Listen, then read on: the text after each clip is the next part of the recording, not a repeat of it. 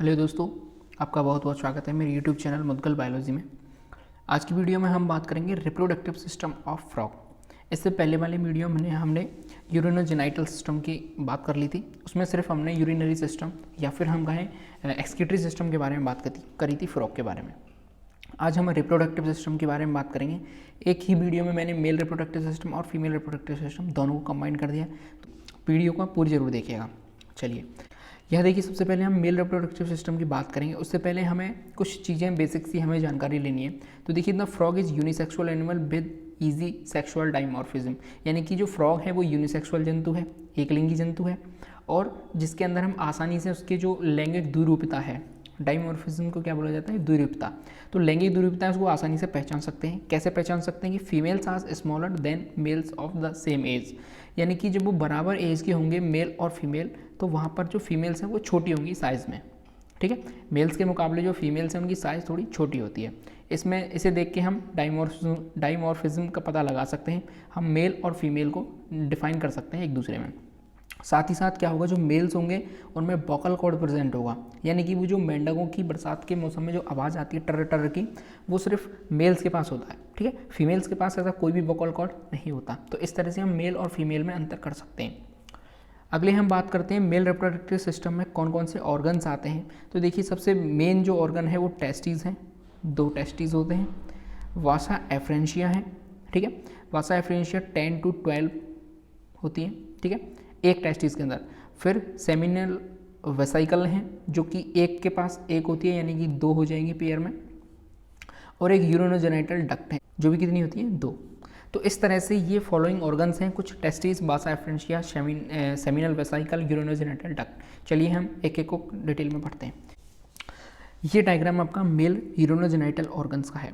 तो देखिए, जो यूरिनोजेनाइटल ऑर्गन्स जो हैं सिर्फ और सिर्फ मेल के पास पाए जाते हैं। क्यों पाए जाते हैं? क्योंकि जो मेल है उसके पास जो यूरिन है और उसका जो जेनिटल वाला पोर्शन है, यानी कि उसका जो रिप्रोडक्टिव सिस्टम है वो एक ही सिस्टम होता है दोनों मेल के। ठीक है, इसलिए इसको बोला जाता है यूरिनोजेनाइटल सिस्टम।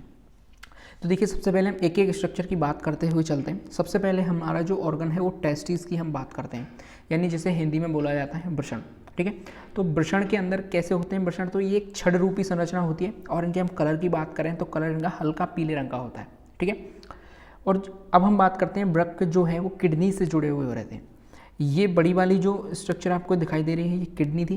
किडनी के ऊपर की तरफ क्या जुड़े हुए होते हैं? टेस्टिस जुड़े हुए होते हैं। तो टेस्टिस और जो किडनी है वो दोनों आपस में कनेक्ट रहते हैं। हम कहें जिस मेम्ब्रेन के थ्रू वो कनेक्ट रहते हैं, उस मेम्ब्रेन को एक नाम दिया गया है मीजोर्कियम। क्या नाम दिया गया? मीजोर्कियम। तो जो किडनी है और जो टेस्टिस है दोनों आपस में मीजोर्कियम की लेयर से जुड़े हुए रहते हैं। ठीक है, अब हम बात करते हैं टेस्टिस के ऊपर कुछ उंगली जैसे प्रवर्ध निकले हुए रहते हैं। उस उंगली जैसे प्रवर्ध को क्या बोला जाता है? फैट बॉडीज़ बोला जाता है। अब फैट बॉडीज़ का काम क्या है? मैंने आपको पहले वाले वीडियो में फैट बॉडीज़ का काम बताया था, यहाँ पर भी मैं आपको बताता हूँ। फैट बॉडीज़ का काम क्या है कि ये अपने अंदर जो एनर्जी है उसको स्टोर करके रखते हैं, और ये क्या करते हैं, जो भी अपनी जर्म सेल्स हैं या फिर जो स्पर्म्स हैं उन सबको एनर्जी प्रोवाइड कराती हैं, उनको न्यूट्रिशन देती हैं। और साथ ही साथ जो जंतु है, जैसे कि मेंढक क्या है, कभी कभी हाइबरनेशन की स्थिति में चला जाता है। ठीक है, जैसे हिंदी में बोलते हैं शीत समाधि। तो जब मेंढक हाइबरनेशन की स्थिति में वो बिल में अंदर चला जाता है, तो वहाँ पर उसको फूड वगैरह तो मिल ही नहीं सकता, तो फिर वो वहाँ पर अपनी जो ज़रूरत की चीज़ें या एनर्जी वो कहाँ से लेगा? तो वो फैट बॉडी से अपनी एनर्जी लेता रहता है। ठीक है, अब हम बात करते हैं, मैं एक बार आपको टेस्टिस और जो किडनी है उसका कनेक्शन दिखा देता हूँ। ये देखिए, ये टेस्टिस का पोर्शन है और ये किडनी है। ठीक है, ये टेस्टिस और किडनी किससे जुड़ रही हैं? ये टेस्टिस और किडनी मीजोर्कियम से जुड़ी हुई हैं दोनों आपस में। ठीक है, ये जो डबल लेयर की पेरिटोनियम मेम्ब्रेन है इसे क्या बोला जाता है? मीजोर्कियम। आगे हम बात करते हैं वासा एफ्रेंशिया की। दूसरा वाला पोर्शन कौन सा था? वासा। दूसरा वाला जो इनका ऑर्गन था वो कौन सा था? वासा एफ्रेंशिया। तो वासा एफ्रेंशिया क्या होती है कि जो टेस्टिस में से जो नलियाँ निकल के जाती हैं, ठीक है, इनका नंबर कितना होता है? 10 से 12 होती है एक टेस्टिस के अंदर, और एक टेस्टिस के अंदर से भीतर की तरफ से निकलती है ये, और मीजोर्कियम से निकलती हुई वृक्क में जाके प्रवेश कर जाती हैं, यानी कि किडनी के अंदर ये चली जाती हैं। ये देखिए, टेस्टिस से निकलेंगी और कहाँ आ जाएंगी? किडनी में आ जाएंगी। ठीक है, 10 से 12 ये नंबर में होती हैं, और किडनी में आने के बाद ये एक दूसरी डक्ट में आती हैं। इस डक्ट को क्या बोला जाता है? Bidders canal. ठीक है। यानी वासा एफ्रेंशिया यहाँ से निकलेंगी और यहाँ आकर एक दूसरी कैनाल में आकर जुड़ जाती हैं। इस कैनाल को बोला जाता है विडर्स कैनाल। विडर कैनाल क्या होता है? कलेक्टिंग कैनाल्स होती हैं, ठीक है। यानी कि ये स्पर्म्स को कलेक्ट करती हैं, ठीक है, और स्पर्म्स को कलेक्ट करने के बाद ये आगे जाकर कहाँ जुड़ जाती हैं? ये यूरेटर में जुड़ जाती हैं, ठीक है। तो दो चीज़ें यहाँ पर हमें याद रखने की, वासा एफ्रेंशिया ऐसी नलिका हैं जो कि टेस्टिस से किडनी को जोड़े रखती हैं, ठीक है। टेस्टिस से जाती हैं और किडनी में जाके खुल जाती हैं, और किडनी में वो जिस कैनाल के अंदर खुलती हैं उसे बोला जाता है विडर्स कैनाल, ठीक है। विडर्स कैनाल क्या है? एक तरह की कलेक्टिंग कैनाल है। टेस्टिस से जो भी फ्रॉग के स्पर्म्स वगैरह बनते हैं उनको कलेक्ट करती है। कौन सी करती है? विडर्स कैनाल उनको कलेक्ट करती है, ठीक है। तो यहाँ पर हम बात करें वासा एफ्रेंशिया और विडर्स कैनाल का काम क्या हो गया कि वासा एफ्रेंशिया और विडर्स कैनाल दोनों मिलकर यूरेटर तक स्पर्म्स को लेके आती हैं, ठीक है। अब इसके बाद हम बात करते हैं सेमिनल वेसाइकल की। तो सेमिनल वेसाइकल एक तरह की, आप कह लीजिए, एक हिंदी में जिसे बोला जाता है शुक्राशय। तो ये क्या है? कुछ कुछ के अंदर पाया जाता है, ठीक है। ये कुछ जातियों के अंदर पाया जाता है सेमिनल वेसाइकल। इसका काम क्या है कि जब स्पर्म्स जो हैं टेस्टिस से वासा एफ्रेंशिया के थ्रू आएंगे तो यहाँ पर कुछ समय के लिए वो एकत्रित रहते हैं, कुछ समय के लिए। और किन्हीं जातियों में ये, कुछ जातियों में ये पाया जाता है, हर किसी में ये नहीं पाया जाता, ठीक है। इसके बाद यूरेटर में आके वो चीज़ें खुल जाती हैं। यूरेटर को जो मेल फ्रॉग है उसके अंदर बोला जाता है यूरिनोजेनाइटल डक्ट, ठीक है, मूत्रजनन नाल। क्यों? क्योंकि देखिए यही एक ऐसी नली है जो कि किडनी से तो ला रही है वेस्ट प्रोडक्ट, ठीक है, और टेस्टिस से ला रही है स्पर्म्स। तो जो वेस्ट प्रोडक्ट हैं वो भी यूरेटर से आएंगे और जो स्पर्म्स हैं वो भी यूरेटर से आएंगे, तो एक कॉमन डक्ट हो जाती है इनके लिए। तो इसलिए क्या बोला जाता है इसे? यूरिनोजेनाइटल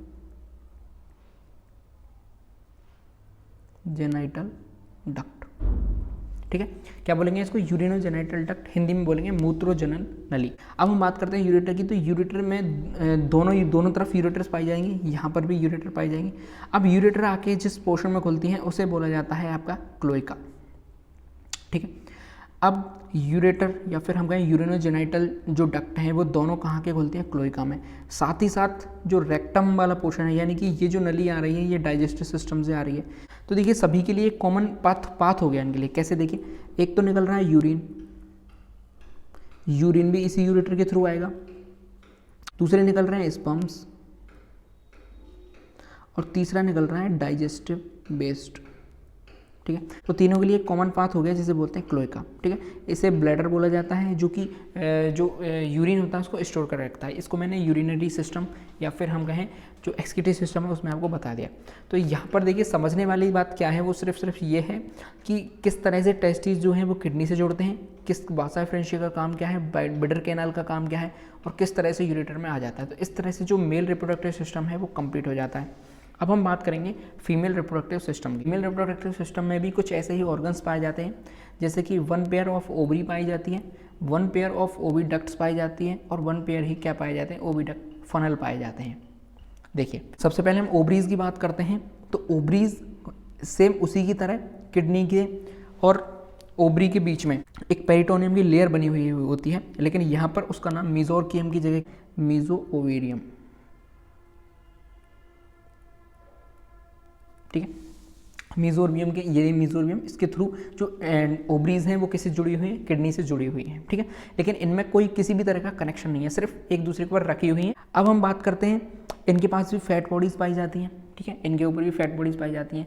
तो ये जो इनके ओवरीज हैं ये थोड़े शेप में थोड़े बड़े होते हैं, किसके मुकाबले? टेस्टिस के मुकाबले। टेस्टिस में इनका आकार थोड़ा बड़ा होता है और ये खोखली थैले जैसी संरचना होती है, ठीक है, और थोड़े से ब्लैक रंग के होते हैं, डार्क ग्रे कलर के ये होते हैं। और ओवरीज के अंदर क्या होता है कि जब इनका जो कॉपुलेशन पीरियड आता है, ठीक है, जब इनका रिप्रोडक्शन का जो पीरियड आता है उस समय इनकी जो साइज़ है वो और ज़्यादा बढ़ जाती है, ठीक है, ओवरीज की। तो इनका जो साइज़ है वो डिफरेंट रहता है, हर बार घटता बढ़ता रहता है, कोई फिक्स उनका साइज़ नहीं होता। ओवरीज में ऊपर की तरफ जैसे टेस्टिस में ऊपर की तरफ फैट बॉडीज़ पाई जा रही थी, ओवरीज में भी फैट बॉडीज़ पाई जाती हैं। इसके बारे में हमने बात कर ली। अब हम दूसरे ऑर्गन की बात करते हैं जिससे बोलते हैं ओविडक्ट। तो ओविडक्ट क्या होती है वो देखिए। तो ओविडक्ट पेयर में होती हैं, जैसे यहाँ पर ओविडक्ट है ऐसे ही यहाँ पर ओविडक्ट है, ठीक है, दोनों तरफ ओविडक्ट पाई जाती हैं। ये लंबी होती हैं और सफ़ेद होती हैं और कुंडलित होती हैं, ठीक है, लंबी सफ़ेद और कुंडलित यानी कि कॉइल्ड होती हैं। जहाँ से एसोफेगस खत्म होती है नहीं, यानी कि यहाँ पर अगर एसोफेगस खत्म होती है उसके बाद से ये जो ओविडक्ट है वो शुरू हो जाती है। तो ओविडक्ट की जो शुरुआत है वो वो कहाँ से होती है, ओविडक्ट फनल से होती है, ठीक है। एक कीप जैसी संरचना होती है जिसे बोला जाता है ऑस्टिबम। ऑस्टिबम के थ्रू ही ये एग को कैप्चर करते हैं और कैप्चर करने के बाद ओविडक्ट फनल के थ्रू इस ओवा को, यानी जो एग होता है उसको इसमें डाला जाता है ओविडक्ट में, और ओविडक्ट उसको दबाते हुए खिसकाते हुए उसको आगे की तरफ पहुँचाती है और एक ओबी शेक में लाके उसे छोड़ देती है, ठीक है। ओबी शेक एक तरह का पाउच जैसी स्ट्रक्चर होती है। जब ये ओबी शेक के अंदर एग्स आ जाते हैं उसके बाद एग्स को आगे लाकर क्लोइकल में डाल दिया जाता है, ठीक है। अब देखिए यहाँ पर समझने वाली बात क्या है कि जो ओबी शेक से जो नली निकल रही है क्लोइका में वो अलग है, और किडनी से जो नली आ रही है वो अलग है, यानी कि यहाँ पर अलग अलग तरह की ओपनिंग है। ओवरी से जो ओवा आ रहा है उसके लिए अलग ओपनिंग है, और जो किडनी से जो यूरिन आ रहा है उसके लिए अलग ओपनिंग है। तो यहाँ पर हम इसको यूरिनोजेनिटल जो सिस्टम है वो नहीं कहेंगे, यहाँ पर सिर्फ और सिर्फ रिप्रोडक्शन का काम है, ठीक है। किडनी का जो काम है वो अलग तरीके से हो रहा है और उसके लिए अलग नली है, यूरेटर जिसे बोलते हैं, और जो रिप्रोडक्शन के लिए अलग एक नली है जिसे क्या बोल रहे हैं, ओवरी डक्ट बोला जाता है, ठीक है। तो इस तरह से ये इनका जो फीमेल का रिप्रोडक्शन सिस्टम है ये काम करता है। जब ये यानी ओबी सेक्स से जब एग्स यहाँ पर क्लोइका में डाल दिए जाते हैं तो जब इनका रिप्रोडक्शन का पीरियड आता है तब यहाँ पर इसको दबा के क्लोइकल अपर्चर के थ्रू एग्स को बाहर निकाल दिया जाता है। हम यदि फ्रॉग की बात करें तो फ्रॉग में हम सब जानते हैं कि इनका जो फर्टिलाइजेशन है वो एक्सटर्नल फर्टिलाइजेशन होता है, यानी कि जब मेल आता है इनका, यानी जो मेल फ्रॉग आता है वो फीमेल फ्रॉग के ऊपर बैठ जाता है और अपनी जो उसके हाथ में गद्दियाँ जैसी संरचना पाई जाती है उसके थ्रू उसको फीमेल को दबाता है। फीमेल को दबाने से उसके अंदर जो क्लोइकल अपर्चर में से वो अपने एग रिलीज़ करती है, वो जो मेल फ्रॉग है वो अपने स्पर्म्स रिलीज़ करता है। दोनों का जो फर्टिलाइजेशन है वो एक्सटर्नल होता है। एक्सटर्नल जो फर्टिलाइजेशन हो जाता है उसके बाद इनका मेटामॉर्फोसिस एक प्रोसेस आती है। मेटामॉर्फोसिस प्रोसेस के अंदर क्या होता है कि एक जो लार्वल स्टेज आती है उस लार्वा का जो कॉमन नाम है टेडपोल लार्वा, ठीक है, बहुत ही कॉमन नाम है टेडपोल लार्वा। टेडपोल लार्वा धीरे धीरे वृद्धि करता हुआ एक एडल्ट में बदल जाता है, ठीक है। तो इनका जो फर्टिलाइजेशन है वो इनडायरेक्ट फर्टिलाइजेशन होता है और एक्सटर्नल फर्टिलाइजेशन होता है। तो इस तरह से मैंने फ्रॉग का जो रिप्रोडक्टिव सिस्टम है वो आपको कंप्लीट करा दिया, फीमेल में भी और मेल में भी। कुछ क्वेश्चंस आपके इसमें से पूछे जाते हैं और कंप्लीट जो यूरिनोजेनिटल सिस्टम है आप उसको जोड़ के लिख सकते हैं यदि आपके बीएससी में 6 नंबर का क्वेश्चन आता है तो, ठीक है। आप यूरिनोजेनिटल सिस्टम से ही क्वेश्चन बनता है, मूत्रोजनन तंत्र से ही क्वेश्चन बनता है, अलग अलग वो नहीं पूछता है पेपर के अंदर। तो आपको कंप्लीट पहले यूरिनरी सिस्टम यानी कि जो आपका एक्सक्रीटरी सिस्टम है उसके बारे में बता देना है, फिर आपको रिप्रोडक्टिव सिस्टम के बारे में बता दिया है। दोनों का जो चित्र है वो सेम बनता है, डायग्राम, ठीक है। आई होप आपको वीडियो अच्छी लगी हो। अगर अच्छी लगी हो तो चैनल को सब्सक्राइब जरूर कर लें। देश से प्यार करें, माता पिता से प्यार करें। जय हिंद।